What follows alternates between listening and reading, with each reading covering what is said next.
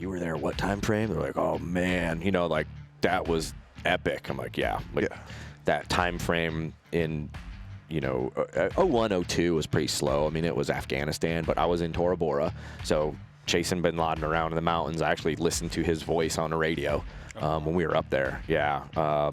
And then, you know, 03, we got handed Iraq, and it was like, we called it Baghdad SWAT. Literally. I mean, we called it Green Machine. You know, we're full up, just multicam head to toe, and blew every single door, blowing charges, you know, multiple a night, going in CQB hard, you know, just hit everything hard. And there were nights that we do 4 targets a night. Oh, wow.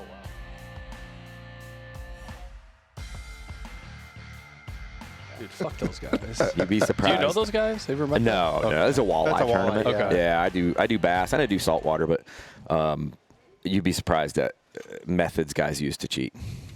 Yeah. Oh, I'm not surprised. There's some in detail craziness. Yeah. Are we recording? We're recording now. Oh, sweet. Okay. So, if you're on that topic, like, here's the most, I won't go into all the things, but easiest is, just shove some extra weight in a fish, right? But, you know, guys that run tournaments know, like, when you see a fish, like, even, you know, the more you fish, you catch a fish, you're like, oh, it's a 3.5 pounder. You know, you throw it on the scale, you're like, hey, man, I was off by an ounce, right? You learn by just seeing the fish. So when a bag of fish comes across the scale and you weigh them and you're like, ooh, like, that's weird. And you saw how much weight if you watched the video. 20 pounds, like, overweight. So each of those were at least like 2 to 4 ounces. Yeah. So now, I mean, 16 ounces in a pound, and that's a big deal, especially when you know conditions are tough and nobody else is catching them, and then one guy comes in with a decent bag, but you're like, man, like, there's just something not right, you know, and it's the tournament director, it's on them to, you know, hey, check everything out, make sure it's legit. But here's the most, like, somebody put some thought into this, right? The one that's the most elaborate that I've seen is guys will go out and pre-fish, catch fish, right? They'll cage them and put them in cages and then go back and pull the cage up. But that stuff can get caught. And I've run some tournaments myself where I go out to like buoy lines and I'm like raking the buoy line and just checking, you know, hey, because you got some guys that show up to tournaments you've never seen before in the area and you're like, where'd these dudes come from? And there's a big prize. You're like, all right, we got to go out there and watch and see what dudes are doing. But guys will go out pre-fish, they'll catch fish, and then they will basically anchor the fish off to a hard structure like a stump or something like that with, let's just say, like 10-pound like monofilament or, you know, fishing line, and they'll tie it through the fish's mouth and basically like have that fish on a leash, so he's only able to swim around this area. Okay, then the guy pulls up in his boat, because a lot of the bigger tournaments you have a non-boater or an observer in the back of the boat to prevent cheating. So you can't just go and pull up a cage. The guy's gonna be like, dude, you know you can't do that, right? So this fish is swimming around this stump or whatever it is, anchored underwater. Nobody can see nothing. You got like a crankbait or something that has treble hooks on it that dives down, and you just start fan casting around this stump. And you can feel when you hook a stump or you hook something, and you feel that you've got that line, and you just keep reeling, and your bait's going up the line, wherever the fish is. And when it gets to the fish and you feel the stop, you set the hook like normal, but all you're doing is just putting hooks into the side of the fish wherever the line was tied, and then it breaks that lower pound test line, and you reel the fish in, and then, you know, you gotta make sure there's no tag or whatever, I guess, what would be hanging on the fish, and throw them in, and the guy in the back of the boat is like oblivious. So somebody got caught doing that. That's how I know about it. I want to say, I thought it was Texas, but somebody got caught doing that because out pre-fishing, somebody saw somebody that, like, kind of doing something weird off their boat or in there, and they let them get away, and then they went over there in their boat, and they were like, hey, what's going on over here? And they found that fish tied off. Immediately called the game warden. The game warden was sitting in the wood line for the tournament and just watched the dude come in, catch the fish, put it in his boat, and then when the dude came across the weigh-in scale, they let him weigh in, because that's the penalty, right? Yeah. If he didn't get to the stage and they bust him, you know, well, I technically didn't weigh it. I wasn't going to weigh it in. You let him weigh it in, score it, and then immediately you're like, hey, give me that fish. Because the game wardens, I guess, went over there from the story, and they tagged the fish somehow. So they knew that fish was the one that was on the scale. They tag it, take pictures of it, and then dude came across the scale, and you're like, yep, that's the fish. I watched you. Here's the video of you catching that fish. And it's a felony. Oh, wow. I mean, you could talk some of the bigger tournaments I've fished 60, 70 over. Yeah, I've fished boat. some that are over $100,000 first place. Oh, wow. So we talk about this all the time with some of the stuff that we do. online and like fraud Yep. and stuff. Trying to catch that. It's, Like, bro, if you used all of that energy and creativity, you would be successful and not a fucking thief. And Yep. that we are leaving on the podcast. Speaking of which, welcome to the Big Tex Ordnance podcast.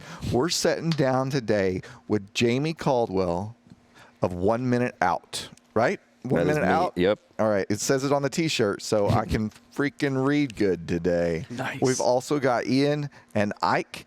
We're hammering it down here once again at Shooter Symposium 2022 with our fourth interview of the day.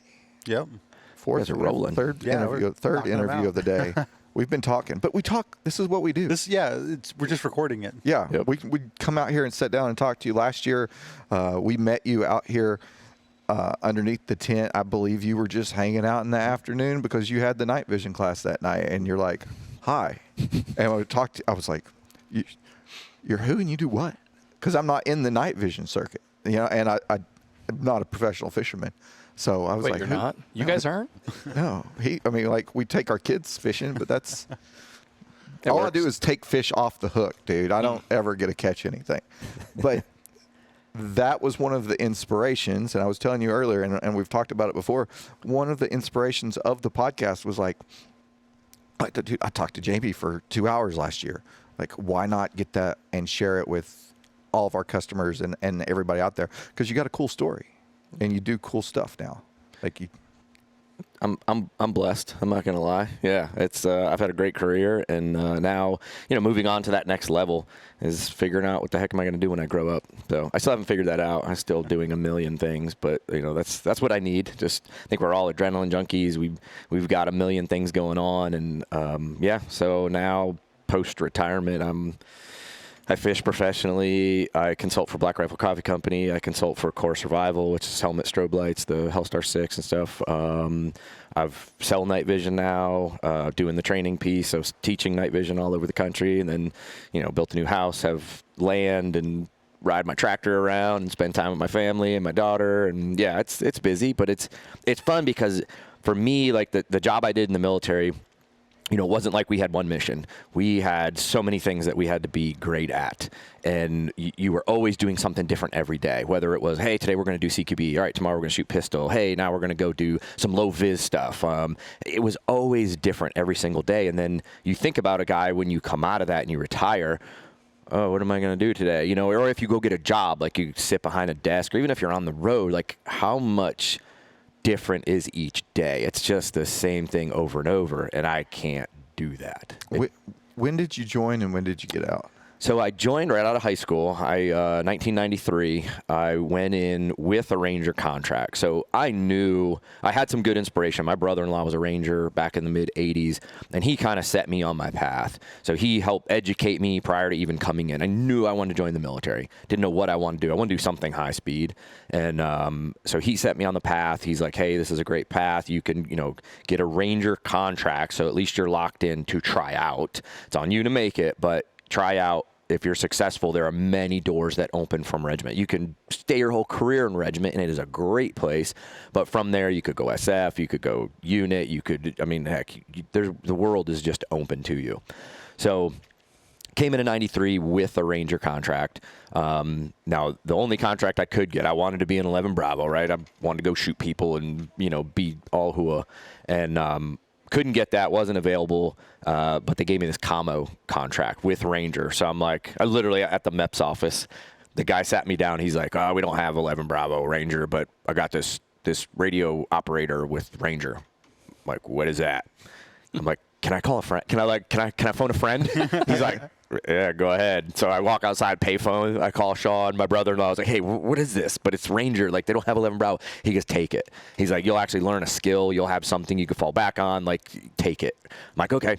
So I'll take it. And I'm glad I did. I really am. Great advice from Sean. I learned a lot when I was in battalion, doing the commo stuff. And I was assigned to a line company. So I didn't do 11 Bravo stuff, but, I had a radio on my back when I jumped. That was the thing. I always had a radio on my back. So jumping, all the other guys are jumping Hollywood and, light little assault packs in here. I always had a rucksack with a freaking radio in it. But, you know, jumping, everything we did, I was always out there, just had a radio.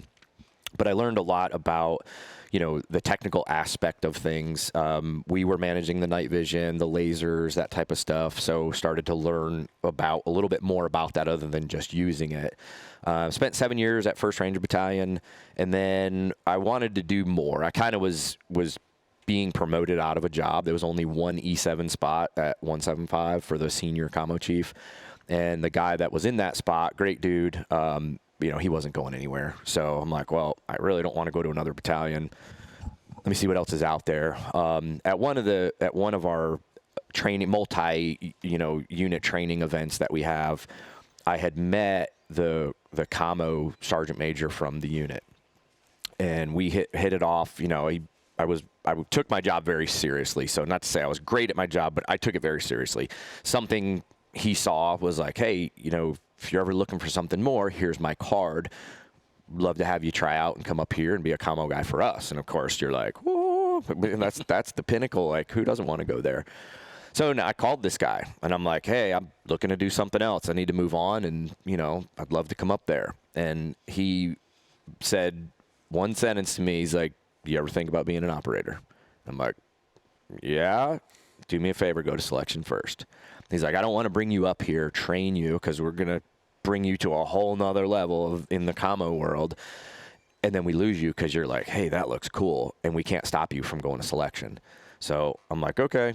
So I put in my packet, go through the whole process, get invited to go to selection, second time made it.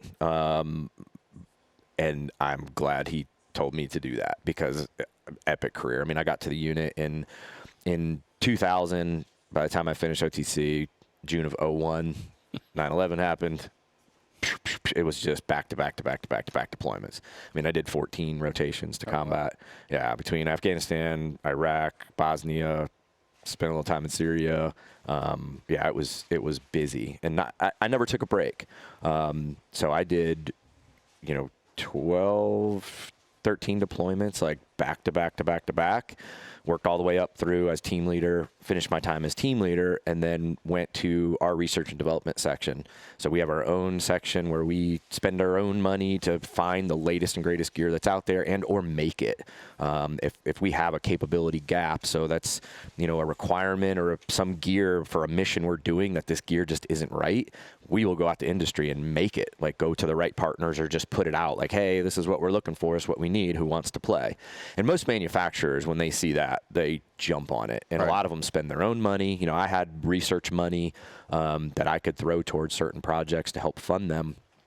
But yeah, I did that for 3+ years and then retired out of there. But that job in the research world was, I did night vision, lasers, weapon sights, and scopes. So that's, you know, way more knowledge now on the gear, the future of the gear, the development of the gear, how the gear all works, you know, night vision and lasers and all this. And, you know, then when I got out, I was ready to do something completely different. So that's where the fishing thing came in. I grew up fishing, and then knew like, hey, I need a retirement plan. So I had lined up sponsors and the whole nine to be fishing bass professionally and do things. I was actually fishing professionally while I was still in. Oh, wow. Yeah, so it was juggle, you know, trying to line up different things. And there were times the first year that I technically fished a pro trail, I had to back out because they're like, hey, we need you to deploy.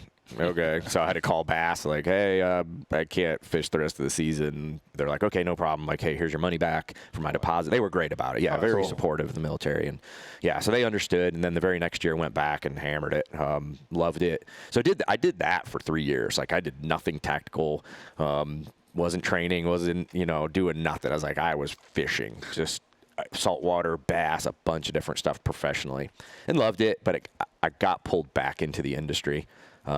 That's where the whole 1 minute out thing came. Started my own tactical training company, was doing some rifle pistol stuff, and really started doing the night vision piece. And that I still feel is my niche. I don't do a lot of rifle pistol stuff. There's plenty of dudes out there, great guys that I worked with that are, you know, doing training and doing great stuff. I'm mostly focusing on the night vision piece of it. So that's why I'm here for this whole event. Shockey invited me last year and was like, hey man, you're the night vision guy. We want to have you up here and teach some classes. I'm like, sweet, let's do this. Nice. But you having that experience of not only like, people saying how it works. Like, I know how it works. Okay, I know how it works. You literally know how it's working, how it works, because you've helped engineer and field that stuff. So that's like, you're like, I know how it works. Yeah. Yeah. And that's one of the things I love about the teaching aspect. And that's how my class starts. You were in the class last year. I start from the beginning. Like, I'm like, hey, like anything, we want to learn how to be better at something. It's like, you got to learn how it works and kind of have an understanding of it before you really dive into, and I feel that you can get better at something. So I start with, hey, what is night vision? Like, how does a tube work? And what are the specs on a tube? And what is light, like frequency of light, and, sound, and the different, the science of it. I don't geek out too much on it. It's like, hey, here's a tidbit just so you understand, like, what is near IR? What does that even mean? Okay, sure, I know what near IR. That's my night vision. Well, it's a range of frequency. There's a chart. It falls in here. That's why it's beyond what the human eye can see. But then there's other things beyond that our night vision can't see. That's shortwave IR, and then you have thermal, which is midwave and long wave, and so just give a piece of that in the class. And the beginning of the class is slides, but it's that information that you need to know to be successful, to move on to then, all right, let's go apply this outside. So then you understand more of how it works, because there might be times that you have a piece of gear, and if it's not compatible with your night vision, if you don't understand why, it's like, well, this is in a different frequency than what your nods can see. If you don't understand that, you're just like, is that thing broke, or what's going on? And that happened. We had sold, for core survival, we had sold an Army unit. They wanted this particular strobe, which was in SWER. We're like, okay, you sure about? Yeah, we were good. We can see it. Blah, blah. Okay. We delivered them all, and they're like, these things are all broke. Like, we can't see them. You're like, okay, well, what are you using? You're like, yeah, you bought the wrong ones. We tried to tell you, but your goggles don't see that strobe because it's in another spectrum. Oh, all right, well, we'll fix it. We'll take care of you, But, yeah, you got to understand it, so. A lot of science. I know when he got. It was a great class.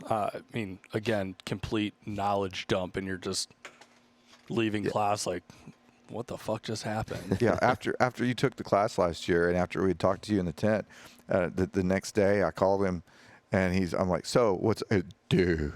Yeah.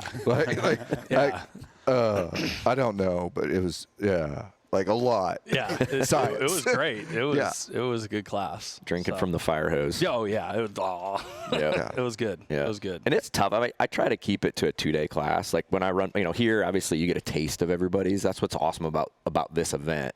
So my class here is an 8-hour class. So the classroom's condensed, and the range portion is condensed. But you get a bit of everything that I normally do in a 2-day class, which could easily be a 3-day class, but it's hard. You guys have all taken training courses. Sometimes it's hard to carve 3 days away. You might be able to do that once a year. You're like, all right, I'm going to go do this class because I really want to go do it. So now look at from our side as instructors and trying to fill these classes multiple times a year. You got to find those guys that can carve away that time. Yeah. So I cram pack, 3 solid days of information into 2, and they're long days. I mean, day 1 in my normal class, we start at noon. There's been times I haven't been off the range till 4 in the morning. Oh, wow. Yeah. Now, most of the guys are done by that point, but the way I set it up on the last day is where we dial in the lasers. So it's on you. If you're good and your lasers, zeroed and you're proficient and everything, then you're off the range, before midnight. But there's sometimes you just have that guy chasing it. And, I've had to, hey, give me your gun. Okay, you're good. You're good. Go. Yeah, like, okay, we can check this block and move on. Yep. Well, you're still kind of dabbling in the night, but you're selling it now, and I know you're selling it for a company now.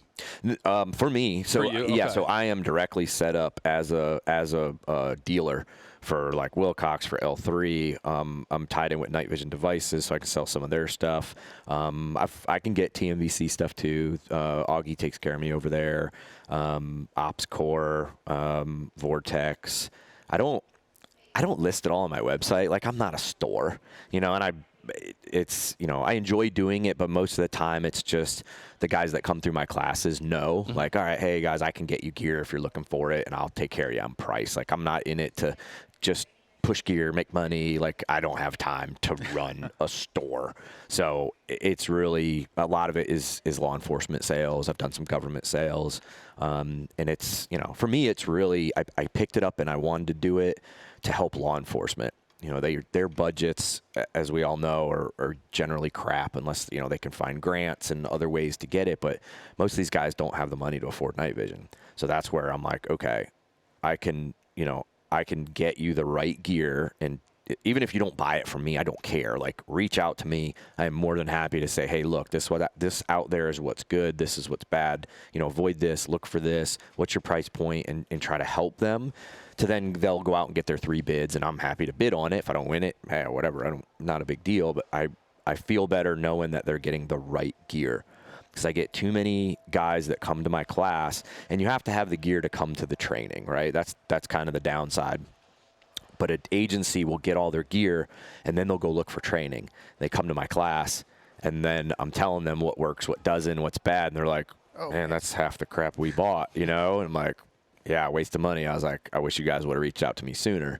So I enjoy getting the guys that can come to my class and just borrow some gear. And I've got some extra gear, not much, but that's kind of the next thing. I would love to have a little stockpile of gear to be able to rent out to guys or let them borrow to come to the class.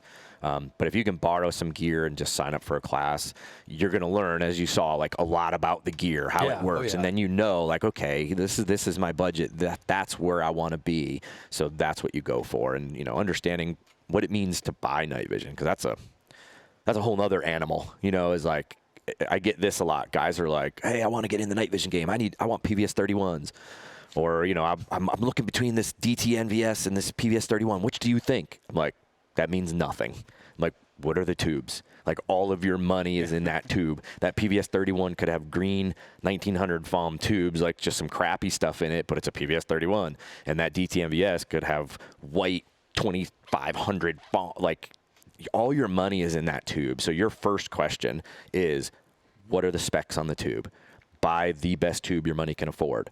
Next for me is the gain adjust, like being able to manually dim and brighten that tube up. And the reason for that is, you know, the human eye has 200-degree field of view. So when we just sit here, like, I could stare right at you, but I easily can see you guys. If you raise your hand or make a motion, do something, I'm going to turn and look your direction.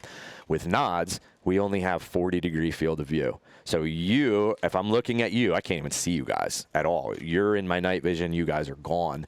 But I still have my peripheral. So being able to adjust the gain down enough so that I can still see out the sides of my nods and under my nods, I can still utilize all my vision. So then if you make a movement or something, then I can turn and look in your direction. And, oh, now you're in my night vision. And it helps for moving around tight spaces and doing things, you know, tactically, still being able to not bump into things and hit things. So for me, that's the second thing. Number one is tubes. What are the specs on the tubes? Number two is, does it have a manual gain adjust? And then I'm a big fan of having an adjustable diopter. Some people call it like a minor focus, you know, back here by your eyes. It's actually a diopter, so it's correcting for your vision. I mean, basically, whatever your prescription is, you're kind of dialing that in on the back end. Because most guys and even agencies, when they buy night vision, as expensive as it is, that's generally like a one-time purchase. You know, you want these goggles to last you 10 years or, you know, whatever that lifespan is. You're not just like, oh, you know, new car came out, new model. Hey, let's go get a new vehicle, you know, trade this one in and go. This ain't happening, right? So you buy these things, you need to buy them for longevity. Having an adjustable diopter, as I'm experiencing, as you get older, your eyes start to get worse, right? If you don't have that adjustment now, like PVS 31s, you're having to actually screw in an actual diopter on there. You have to know what your correction is. $350 for another set of diopters. So as your eyes get worse, oh, let me spend another $350 on $10,000 I just spent to just change so that my tubes look clean and crisp. Because if you don't have the right diopter, you're never going to get those tubes to look as pristine as they actually are. So, you know, those are the three things that are most important to me. The housing and whatever it does articulates out to the side. Those are all like, you know, hey, does my car have navigation? Does my car leather seats or cloth seats? Like, they're nice to haves, but the meat and potatoes is the FOM, the rating on that tube, then the adjustment of gain, and then having some diopters. Whatever housing that's in and whoever sells it, then go shopping for the best price. But know those things. It was super cool last year that, you know, you whipped out your your toys for us to like look through and be like, okay, this is a 14, this is a 31, this is the quad tubes, this is the thermals attached to the 31s, and that's like fucking video game stuff right there. You're like, oh my God, what are we? This is cheating. This is next level cheating in the dark. Yeah. That was cool. Yeah, I try to bring a lot of gear, and I always try to grab some other gear, new gear, you know, what's the latest and greatest out there, just to be able to show everybody in the class. And granted, you know, nobody's going to be running out there going, oh, man, yep, quads, yep, I want them. I'm going to have them. Like, you got 40 grand? Yeah, right. But just to be able to see it and see the advantages, disadvantages, and then, you know, what you're talking about with, like, the thermal, I am huge on thermal. You know, the goggle I run has thermal fused into the goggle. So I've got the Fusion goggle, PSQ 36, made by L3. They're high white foam tubes, and the thermal is built into the goggle. You have other devices like Optics Ones has a clip-on thermal, the E-Cody, that you can actually clip onto any goggle and add that capability.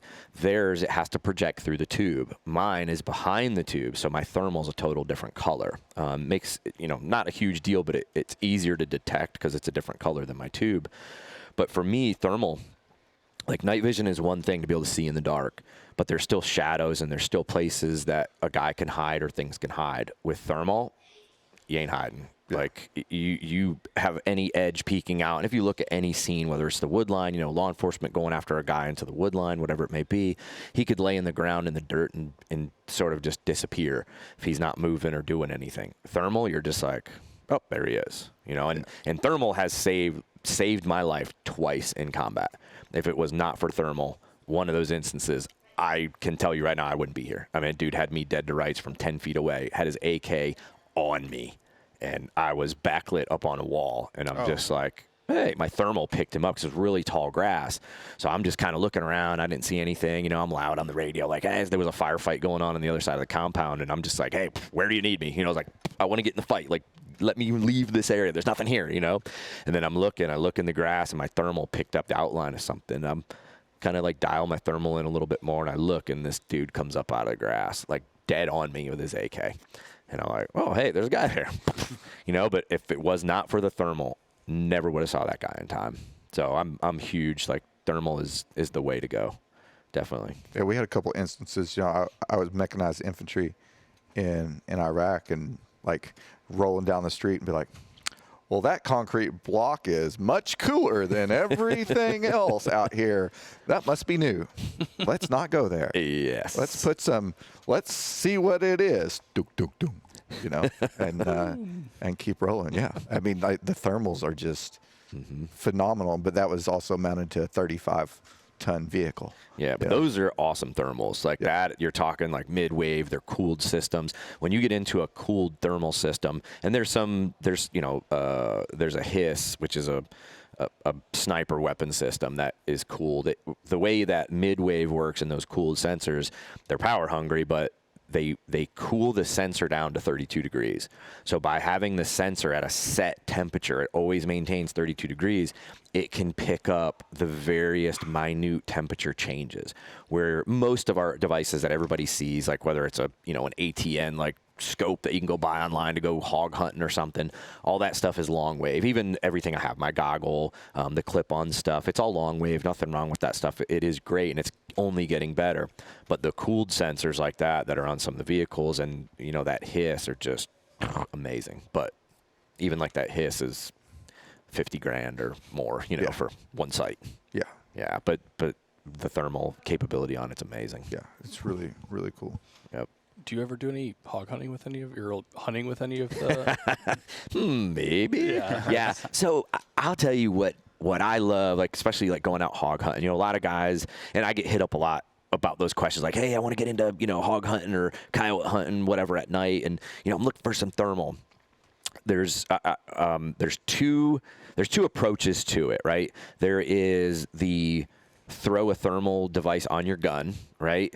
To me, I look at that as more of a static position. So if the hunting you're going to do, and usually this is coyote hunting, you're going to sit up in like a little overwatch, you're going to have an electric call out there or something in a field, and you're going to draw the animals in, and you're just, all right, tracking them, and you're going to engage that way. That's a better setup. If you're going to be doing any type of walking, I prefer to have just my regular AR. IR laser on there, and I've got the thermal on my eyes, because with the thermal on my eyes, as I'm moving, I can constantly scan. If you're trying to do that with a thermal on your gun, now your gun is up the entire time and you're constantly looking through your scope in order to see. So it's more meant, I feel, for that static position. Yes, guys could do it and walk around with it, but it gets tiresome. Is one of those two methods. So however you're going to go hunt, if you can get away with, a clip on or something like that and keep your IR laser, to me, that's the best training. I mean, most of us are AR guys and, we're doing stuff on the range, 50 yards and in, and, reactive shooting and transition drills and different things. So when you go hog hunting and you can go out and stalk them and actually see the thermal in your vision and then just use your IR laser to engage, that's fun. That's epic. That's a good time. Nice. I enjoy that. Noted. I'm definitely, I guess when you come out here or when you see me in a class, which will mean that I am fixing to buy some nods at some point. I'm not there yet. Gotta save the pennies. Yeah. I mean, that's the other side of it. With the purchasing and knowing number one what to buy, but then when you look at your budget, a lot of guys that are just trying to get into the game, you can get in with a PVS 14, and you're looking. I mean, you could pick them up used, a decent one used for $2,000. Sometimes you can get a good deal or know a buddy that's trying to dump one and get one cheaper. But I would say on average, $2,000 to $3,500 for a PVS 14, kind of 3,500 around that range for something higher end, higher FOM, probably a white phosphor tube. That'll get you in the game. And there's nothing wrong with, running around with PVS 14. Guys are doing it in the military a bunch. I prefer a dual tube setup, that dual tube over a single tube. Dual tube's going to allow you to better depth perception. It gives night vision in both eyes. And, again, adjusting that gain, I'm still able to use all my vision. A monocular, you have some problems with depth perception because it's only one eye. It'd be like walking around all day with one eye closed, right? You can see the difference in trying to judge distances and things. But it's a great solution. It still works. I know there's chatter. I love the internet, but all the YouTubers and all the influencers that give their input on everything. And I remember stumbling across some stuff where guys are arguing about PVS, a monocular is better than a dual tube, and I got my unaided eye and I have all my field of view. And I'm like, that's the dude that can't afford dual tubes. Yep. So he's making his argument. No, my 14's better. It's like, yeah. And as soon as you could save enough money to get dual tubes, you'd be jumping on the dual tube thing. I'm a big fan of duals. I mean, I had 14 in regiment. We ran that for a while. I remember getting those when we transitioned from the PVS 7s to the 14. But then, once I got to the unit, it was all dual tube. And, yeah, it's like, yeah, I love it. I mean, you wouldn't walk around all day with one eye closed, right? Yeah. No, I got two eyes. So when I go in the night vision world, I want to use both my eyes. Gotta love the internet. Oh, yeah. Experts everywhere. Oh, there is. Subject matter enthusiasts. Yeah, SMEs for sure. Yeah, that was always the thing. Like, I know when we like 2006-ish was when, like, all right, all the Joes had 7s and the NCOs had 14s, and now you were still like, we'd be doing something and it was like, it was either one or the other. It was never like I'm walking around doing both. It was like, it's up, okay, it's down. It's up, it's down. And one that was, we never really got the proper training on that. That Bradley was Maine, and we talked about it last night talking to Bill. Like, that was the focus. Who cares about, we'd see 3,000 meters.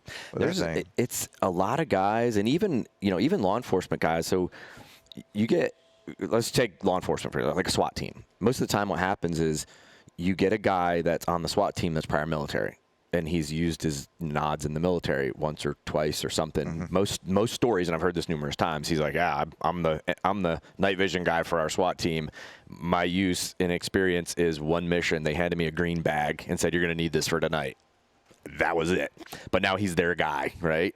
And you don't know what you don't know, but I'd love getting those guys to come in and really open their eyes up and let them come through the class, see everything that's out there, so that he can, he can bring that back. And one of the classes I have is an instructor level class. So it's really designed for law enforcement to get, I don't care, send one guy from your department. You can't afford, to send your whole department for training.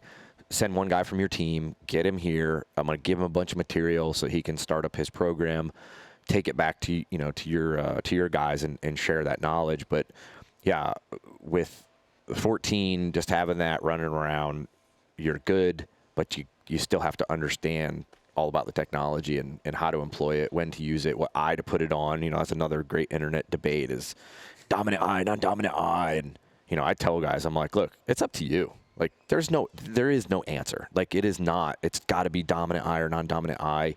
Do you have a laser? Do you, what's your sighting system? Like, that's going to depend on what eye you run it on. Do you personally have issues with, like, I have astigmatism in this eye, or, I have some problem with one of my eyes? Then why would you put your night capability on a bad eye just because the internet says that, it should be on your non-dominant eye so that you can, never have to lift it up and down and you can go white light to IR, this. It's like, look, everybody's different. Don't listen to the internet. Make your own decision. And I teach this in all my classes, whether it's rifle, pistol, whatever. I'm like, look, go take as many classes as you can from as many instructors as possible, and you're going to learn something. I don't care who the instructor is. You may learn to just never go back to that guy. But, there's a tidbit in everything. And I learn in every class I teach. I learn something from a student or whatever. I mean, we're all still learning as we get through this life. Nobody's an absolute expert and knows absolutely everything about everything. So we're always learning or advancing. And even if you're at the top of the chain, there's still times that you have aha moments in the middle of your teachings where you're like, wait a minute, there's a better way to do this, and you figure things out. So take as many classes as you can from as many instructors as you can. Just be smart enough to don't drink the Kool-Aid. Like, try what they're doing. Don't fight it in the class. You paid to be there. Do whatever they're teaching you to do, but then take that and take what you need out of it to put in your basket, and go, yeah, I like that from that guy and I like that from that guy, and make your own style. Hell, Bruce Lee was pretty damn good at what he did, and he went and learned ballet and like all these different things to make his style, and it worked, man. Dude still know who he is, and still follow his teachings and his books and everything about what he did. So it's same thing with anything. Just go learn as much as you can and then put what makes sense for you in your basket. Don't worry about what everybody's saying you need to do. So that's what I enjoy that about teaching, is just share the knowledge and watch students just pick up on the nuggets. And, some things even that I teach, they might be like, it's not for me. Like, cool, man. Here's the info. Do what you want with it. But I'm just here to tell you a way. I'm not telling you the way. I'm telling you a way. You just got to apply it to how it works for you. There's almost a theme with everybody we've talked to out here about this, about going and training and taking other people's classes. And I'm not doing it the way. It's just a way, right? I mean, I'm not a cop, but that might be a clue. Yeah. It's almost. Yep. I mean, even though if you're listening to this or watching it, you've probably found us on the internet. You can listen to this. Yeah. Although Full circle. Yeah. Yeah. I mean, I love to shoot with Matt Pranka from X-Ray Alpha. So Matt and I were in the unit together, and he's off doing his thing and, has his view on his teachings, and he's putting more practical application to tactical stuff and all that. And, I'm always like, Matt, what are you doing? Because I have a nice range at my house. I'm like, hey, man, I got ammo. Like, why don't you come over? And I've actually changed some of the way that I've taught, like handgun or rifle or things that I've picked up from him that are like, yeah, dude, actually that makes pretty damn good sense. Like, yeah, I like it. I'm stealing it, So I do. I try to shoot and train and do whatever with as many other people as you can. We're still all students of this, so we're still learning. That's awesome. And you've been out for how long now? December 14 when I retired. Don't make me do the math because it goes by so quick. Yeah, you're like, how many years? Damn, already? Yeah. Yeah, December 14 I retired. I did 21 years and some change total. And I loved it. I don't miss it. That's probably the number one question you get asked is like, oh man, do you miss it? It's like, no, I mean, I was very fortunate.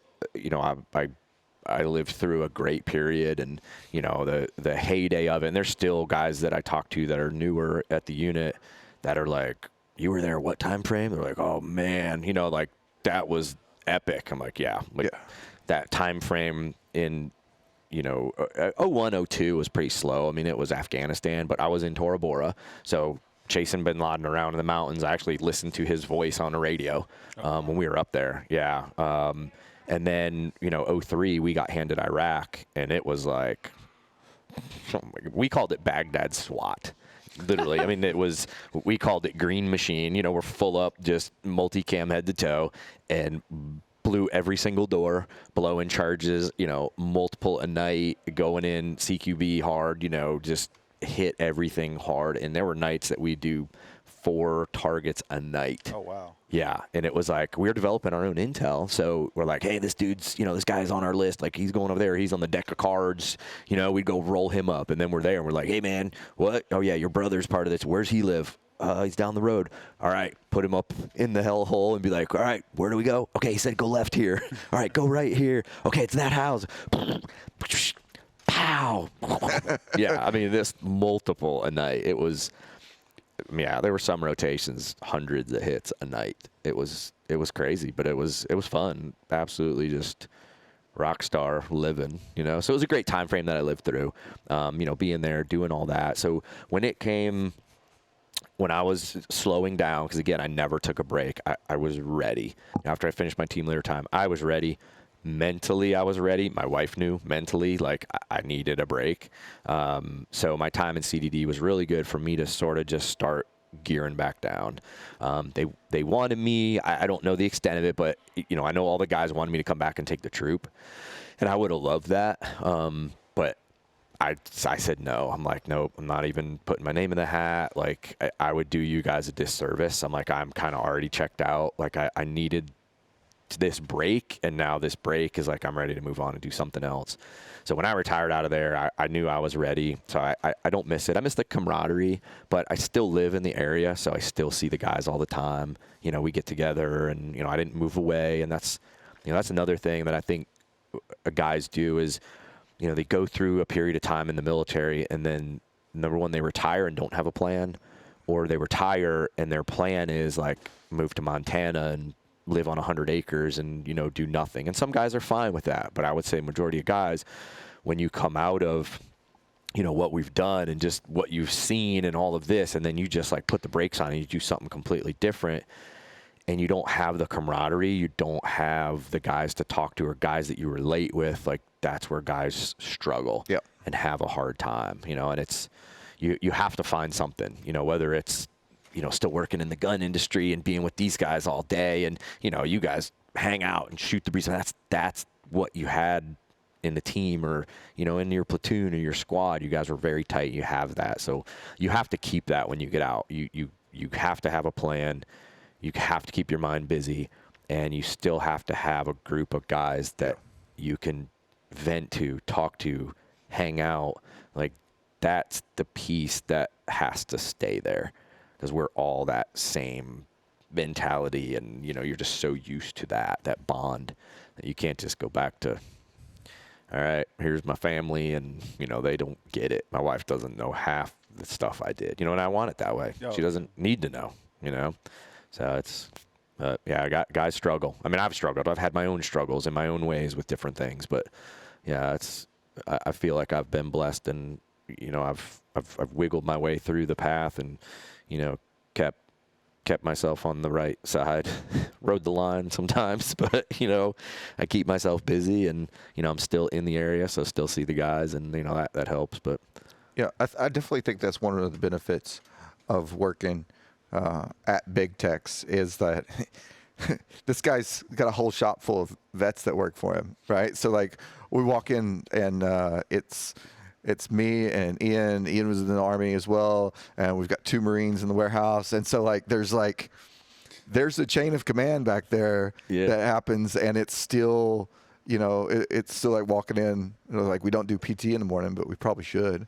Like, we definitely should. Otherwise, I wouldn't be this sort. There you go. Let's add that. Let's do it. I mean, we have the prison gym. Well, you have the prison gym, but that helps. It does help. Yep. I mean, it was last night. I mean, we were all on the line shooting the low light class. It was great. It was like, all right, the boys are out here. We're getting after it, and it was great night. It was a blast. That's part of what this event does. I mean, if you come to this event, I mean, it's an amazing event. You get the taste of all the instructors, and the food is great, and the vendor show. You got all these different companies here. But I would say, if you're looking to come here, like, grab up a couple of buddies, right, and make it like, hey, this is gonna be a guys trip, and come out here, bring some guns, bring some ammo, get ready to have a good time, and just hang out with your boys and learn and shoot and have fun. Yeah. There's like nobody in the campground this year. There's like one tent down there. Jordan. Is that Jordan? Yeah, it's Jordan. It's one tent. He's like, I'm like, I was looking around and I was like, I'm fixing to go down the bathrooms, like down there, the clean one. But it's Jordan's. Like, that's his whole. He's got the whole pad to himself down there. You don't even want to go there because you're like, oh, that's his bathroom. I won't even go down there. I won't even. Yeah. So what happened with that? Because last year was my first year coming here, and I remember the range that I taught on was down there by the RV pad and all that, and there was a group of guys down there with like a GP large, like a big green RV right tent. Here. They're behind, They're behind the vendor They're tent. overlanding now. Oh, are they? They've got the whole overland set up and a tent, and they're right behind. That's the Bliss so guys. I'm going over there, like, because I was saying it this year. I was like, man, I saw those dudes over there, and I'm like, they were having a good time. I was like, I want to go down there and just go hang out with them, go walk through their tent, be like, hey guys, what's up? Like, dude, this is cool. Then I didn't see that tent up, and I'm like, oh man, like, I got nobody to hang out with. No. They got tired of walking. I asked them, I was like, oh, why aren't you guys over there? They're like, oh, we got tired of walking over here. So we asked him if we could set it up here, and he said yes. So. Perfect. Yeah, it's I haven't even been back there. Yeah. they've got a whole little setup back there, a little SUV with the whole overland the Bliss dudes. tent. Yeah. They're over there living it up. But I was like, when I drove in this morning, I was like, man, it was actually, it's 60 last night. It would have been cooler outside than it was in my hotel room with my shitty air conditioning. I was like, I totally missed out. So you could get a couple buddies, get a tent or get a hotel or whatever, rent a camper, have them drop it off. RV. Yeah, I mean, it's a pretty legit event. And Jordan said it's fucking gun camp. Yeah. That's it. It's cool. Come down here, do what you want to do, and shoot with Jamey in the night. Yeah, that's it. Find out. Night vision. Yeah, borrow some night vision. Check it out before you make that investment. Besides running around teaching people how to shoot in the dark and night vision, what else do you do? So the latest gig that keeps growing and growing is working for Black Rifle Coffee Company. That got started. They came out as a sponsor for bass fishing, I don't know, about 4 or 5 years ago. I met Evan through Kyle Lamb. He introduced me at SHOT Show, and Evan and I hit it off and, told him what I was doing. And he's like, yeah, man, we'd love to support you, get our logo on your boat and jersey and all that. So I'm like, all right, cool. So they came out as a sponsor. And, I feel like any good steward in anything that you're involved in like that, you want to then take that brand into whatever you're doing. So I'm like, hey, guys, like, there's not an energy drink company or a coffee company or anything in fishing. Like, why aren't we doing more and, like, own this space? Like, there's a whole other market that we can market to. Now, granted, a lot of guys that fish, they hunt or they're 2A guys, so we're touching some of them, but there's a good handful of guys that just fish. Like, that's what they do. So, so I pitched that to them, and they're like, heck yeah, we need to be doing more. So I got asked to come on board, as 1099, just as a consultant and help, like, run the fishing division. So myself and a guy named Paul Bork have been running it for the past couple of years and growing it and all this. And now it's, with the company going public and the company just growing, it's really, really taken off. So, right now, like, managing a legitimate budget, managing, pro staff, like, we got our own anglers and we have our own partners, like with Bass and MLF and Alabama Bass Trail and, a bunch of different events. So it's growing. It's, it's work now. I'm kind of like, I don't know if I really like this anymore. It's more work. But it's fun. It's really fun to be a part of that company. I've become really good friends with Logan, Matt, And I've been on a handful of their podcasts and shot content with those guys. They're just a riot. So I enjoy hanging out with those guys. But yeah, it's fun. So I'm doing that. Consulting for Core Survival, the strobe light, so helping on development. We've got at SOFIC this year, we just launched, we're partnered on the new headborne system. So Gentex OpsCore came out with, it was driven by the unit. It was a unit requirement for a whole powered helmet, like to slick the helmet up, to get rid of some weight. That's a big problem for us, and kind of something I talk about in night vision. I won't sidebar too much, but it's just how much crap we put on our helmet. Think about all that weight is on your neck. Like everybody from my work, we all have neck issues because of how much time we spend under nods and that helmet and all that weight. So we're trying to lighten that whole system up. So I have with me, I've been running the helmet for about 1.5 years, helping on the development of it. But it takes one battery pack on the back of the helmet that is attached to the rails that are on the side of the OpsCore Gentex helmet, and there's power and data being pushed to the rails. So now Surefire, Princeton Tech, Core Survival, all of our devices that you would normally have on a helmet are all on the rail. They're smaller, lighter, they're on the rail. They all get their power from that one battery pack. So you eliminate batteries and all that stuff.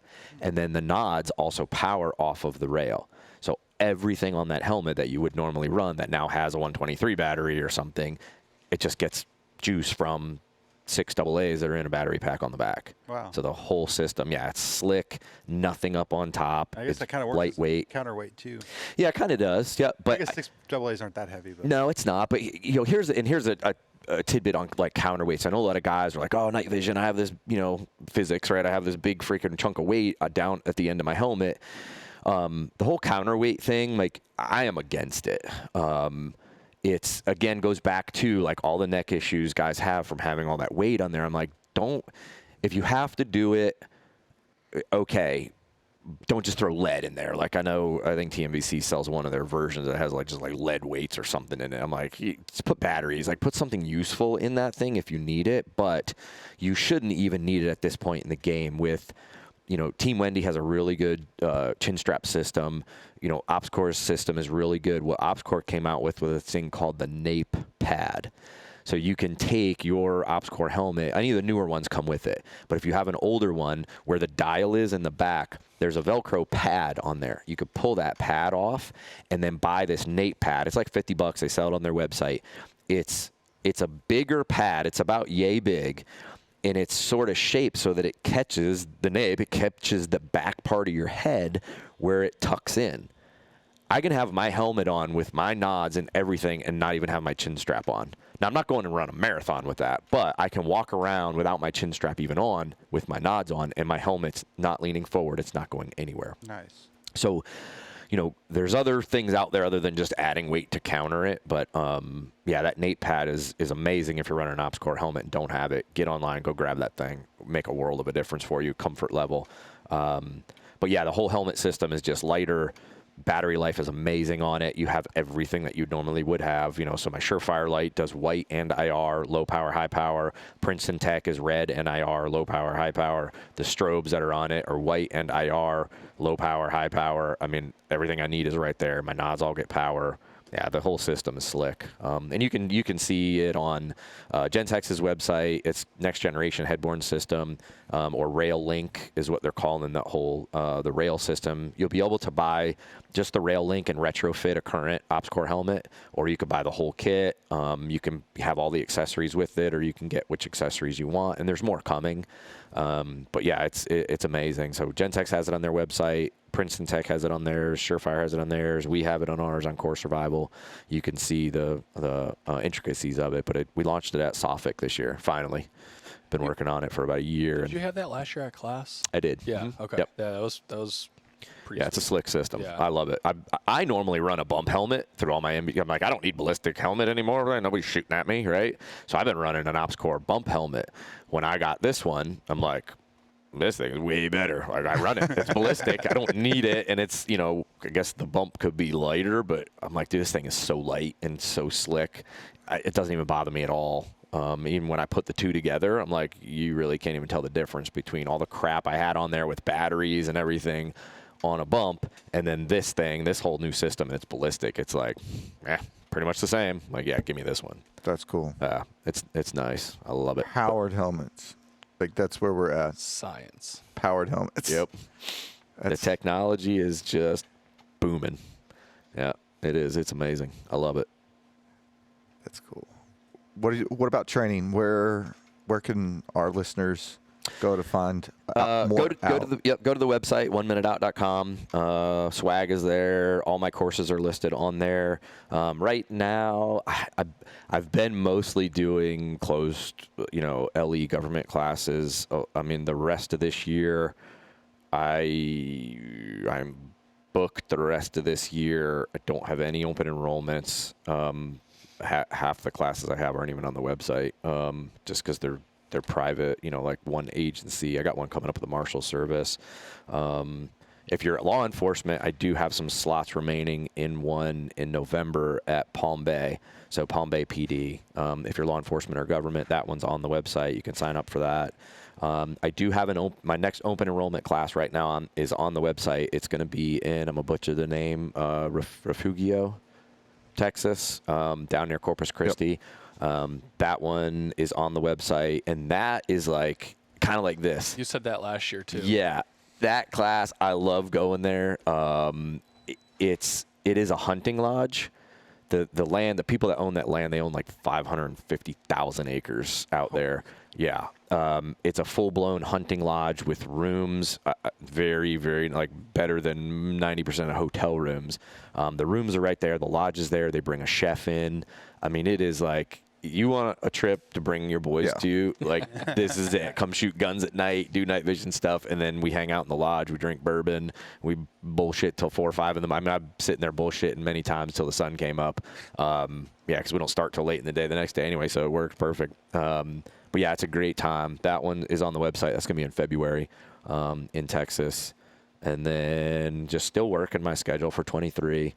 I should have another open enrollment one somewhere in there in 23, maybe at range 35. I usually do one there every year. This year I was supposed to do one after this show, but I've got some other stuff coming up, so I need to beat feet home after this. But yeah, just check 1minuteout.com and, follow me on social, 1 Minute Out, mostly Instagram. It bleeds over to Facebook, but I'm most active just on Instagram, 1 Minute Out. Or then you can follow my little tactical puppy, Rocky, 1 Minute Out Rocky. I got a little 3-pound tactical chihuahua that I take with me everywhere. Yep. He's my boy. That's fantastic. And fishing, where can we see you? JC Pro Angler. And you could just Google my name. Just Google Jamey Caldwell. You'll be able to see. I mean, I have a YouTube channel out there that's got some content on it. I haven't put anything new on there lately. I need to do that. Need to go do some fishing. Yeah, I need to. Yeah, I'm always. So you're on always something. Are you on the Bass circuit or? Okay. Yeah, so I fish. This year I fished BASS. I fished Northern and Southern Opens. It's the trail that's just below the elites, so it's trying to qualify for the elites.